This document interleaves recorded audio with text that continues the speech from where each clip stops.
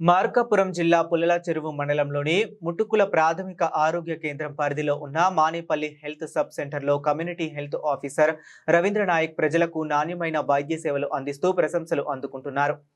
వైద్యాధికారులు doctor Naresh, doctor Priyas Nanda మార్గదర్శకత్వంలో ఆయన ప్రతిరోజు నిర్ణీత సమయానికి విధులకు హాజరవుతూ ప్రజలకు అందుబాటులో ఉంటున్నారు. గ్రామీణ ప్రాంత ప్రజలకు మెరుగైన వైద్య సేవలు అందించాలనే లక్ష్యంతో పనిచేస్తున్న రవీంద్ర నాయక్ వివిధ రకాల అనారోగ్య సమస్యలతో వచ్చే రోగులకు వైద్య పరీక్షలు నిర్వహించి తగిన చికిత్స అందిస్తున్నారు.